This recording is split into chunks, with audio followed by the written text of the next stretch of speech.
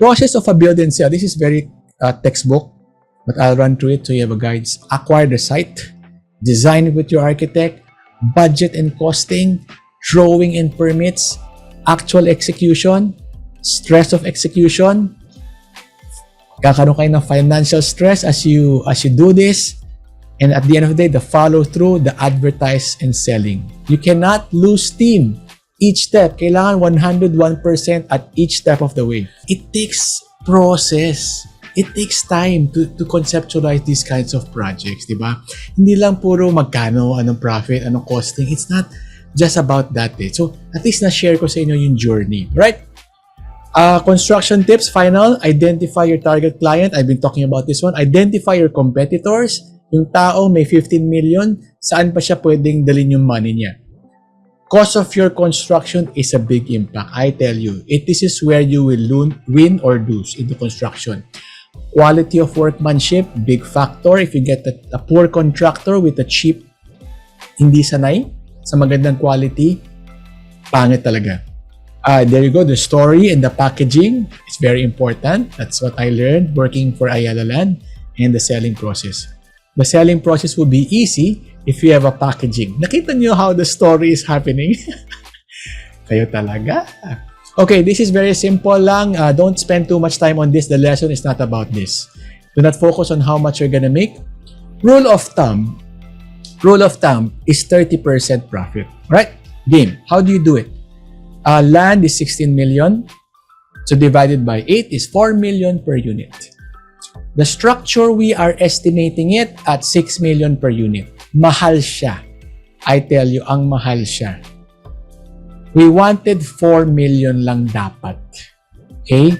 But because we made it high ceiling, from 2 floors to 4 floors with lower ground, lahat yan may cost. Lahat yan will cost you more windows, more tiles, more paint, more hollow block. But, you know, it's what we want to do. It's what we want to be known for. We're not the cheapest na ngayon. So we wanted, the costing is 10 million. The costing is 10 million. Then you factor all the potential taxes to 12.5 million. This is how you compute. Okay, I'm not saying that this is a final.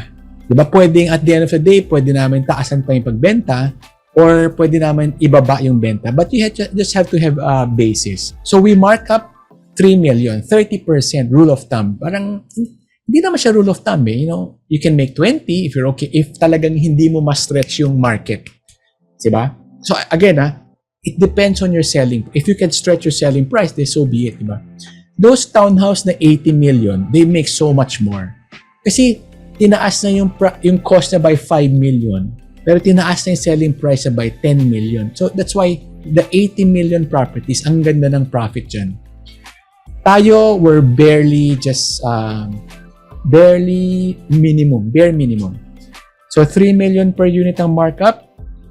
Total selling price, 15.5 million. I think 15.5 million is fairly decent for its quality.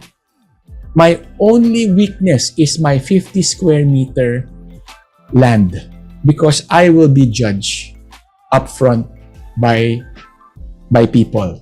And I'm not saying that to get angry or be bitter. It's just how human psychology works. So you have to hurdle that concern. Kailangan mo siyang ipaghandaan. I told you guys, I'm not good in math. But it doesn't matter. I'm just gonna speak to those who are not good. In concept, the math will solve itself at the end. Alam mo yun?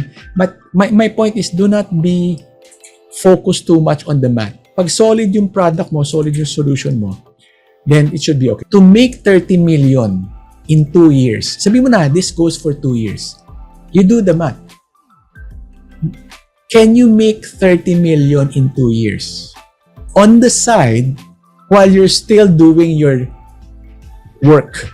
Nagets mo yon? This is the, kasi you know, I had people complain, say, ay, 30% lang, 30 million lang, di good card.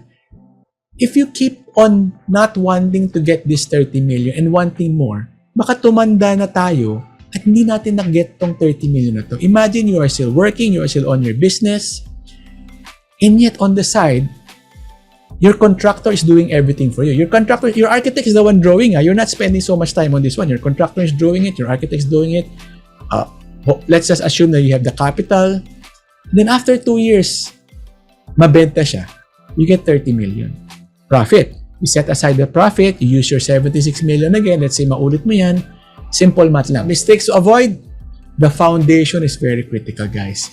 Kung makita nyo how long we spend on the foundation, on analyzing the property, what is your concept, what is your story, the layout, bago mo i-construct, you want things to be kinda in place. Your contractor is a big factor. They are your partner. Build and sell work, if you don't have a background in architecture, engineering, all will be outsourced. It will not be as easy as if meron kang experience. Kasi if you see the drawings with our architect, meron pa rin input from us eh. But the input is not coming from an architectural background. It's coming from a user perspective.